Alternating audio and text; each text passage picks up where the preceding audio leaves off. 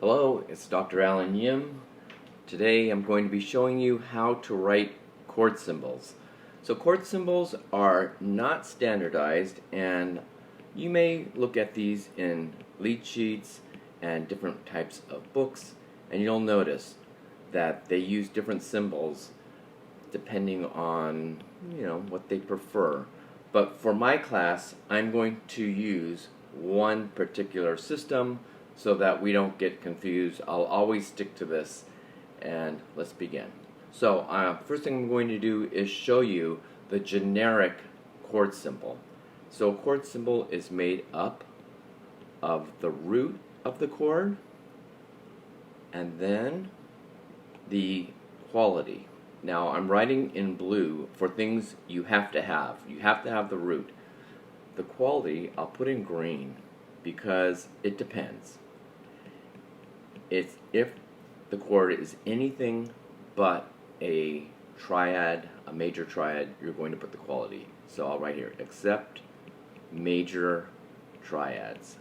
So for me, if it's a major triad, you're just going to put the root. Then, if the chord is inverted, so this you're going to put a slash if it's inverted. Underneath the slash, you will put the bass note. Okay, so this is basically it. The root plus the quality slash bass note. Most chord symbols are just the root and the quality, and then of course you have inverted chords. Alright, I'm going to write some, and I'll write it in the music, and you'll see how it looks. So you put this in your notes, and let's begin.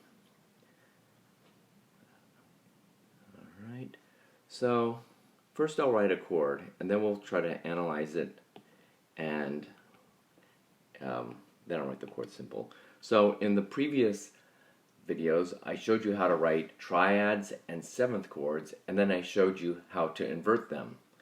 And we looked at the figured bass symbols.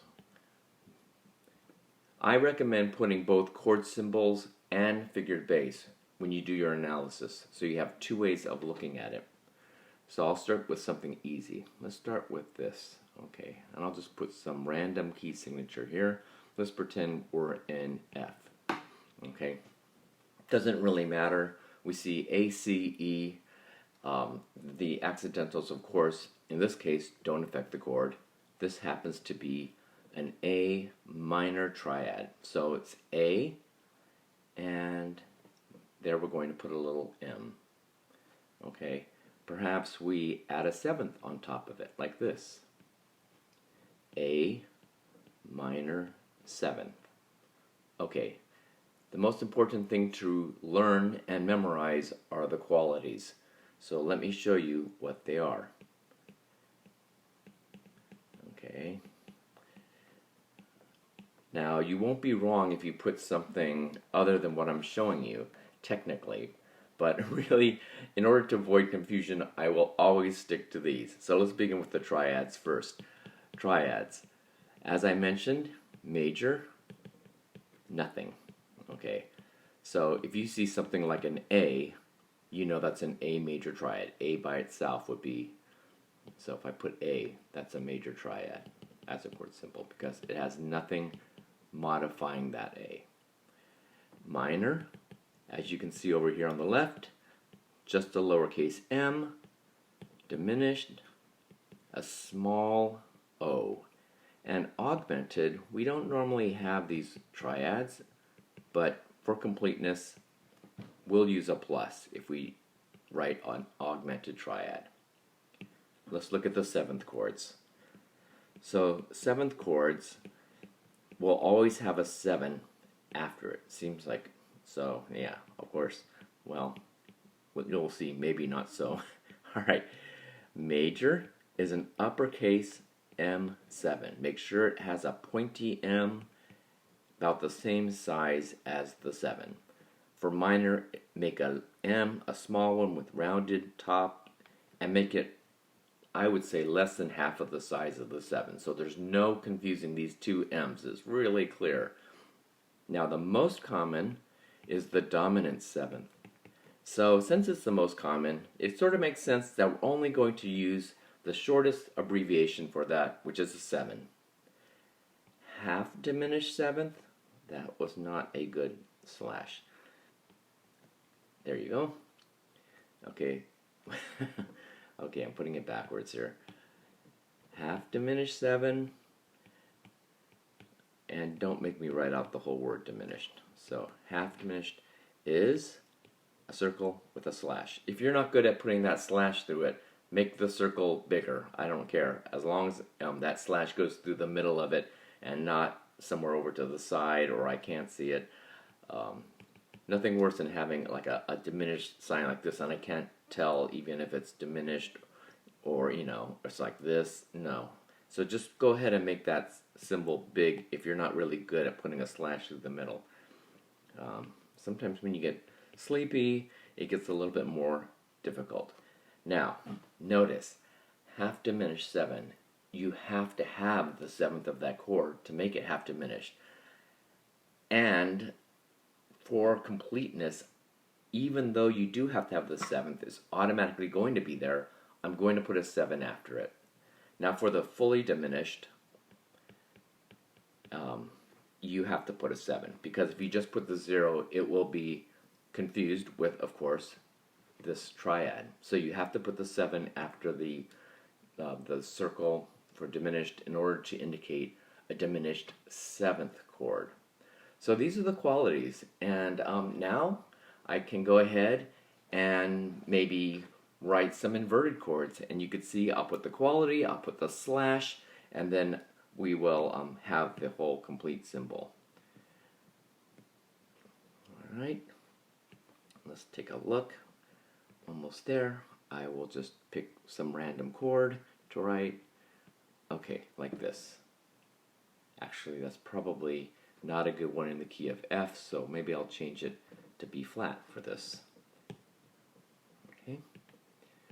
So the first thing you have to do is figure out where the root is. And in a prior video on inversion, I mentioned that you look for the second, and the upper note of the second is the root. So the root of this chord happens to be F.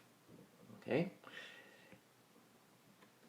And now I have to figure out what the inversion is. Well, you can look at the configuration of this, and if you're good at this, you can remember that there's two ways of looking at this. Okay, one, there's a 6th and a 5th.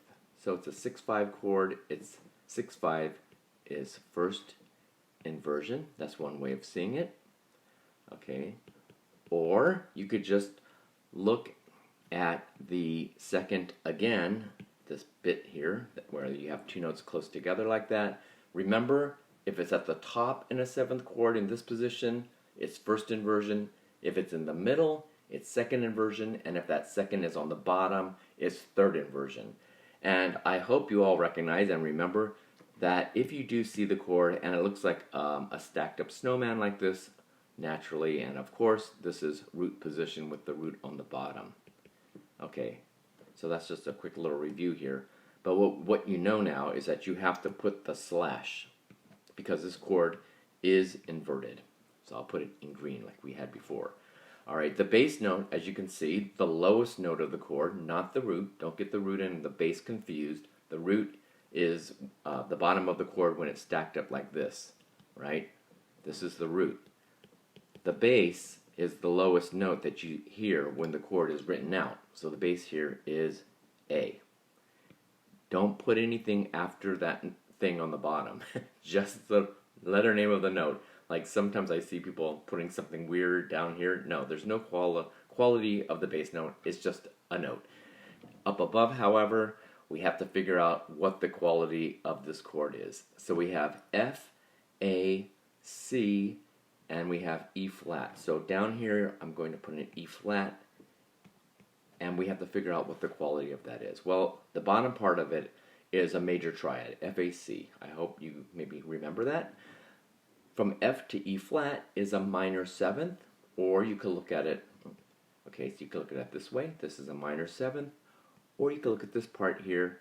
that upper little thing is a minor third. And if you remember a major minor chord, so major triad, minor seventh, or if you take a major triad and put a minor third on top, it is a dominant quality. So if you look over here on the qualities over here, it's this one here. So we're going to put a 7.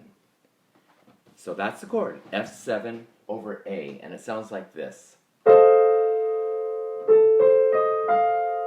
Okay. Keep in mind that we can play this chord in a number of ways. I could take this A and put it down an octave. Like this. You know, I could move the voices around. I could invert the upper part. Right? As long as that A stays in the bass, we have the same chord, and we, and include the notes of the F7 that are missing in the upper voices. We have an F7 over A. It does not matter how we space the chords for now, within reason. All right, that's the gist of chord symbols. I'm just going to mention one last thing, and that is you may, as I said before, open up a book and see some variation in this. Just understand that it's okay. I mean, you could write it this way as long as you stay consistent in your music. But for me, I prefer to stick to one so nobody gets confused.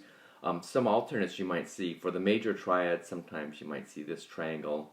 I mean, if you play jazz, you just add the 7 whenever you feel like it. To what I see, you might see a minus sign for, minor.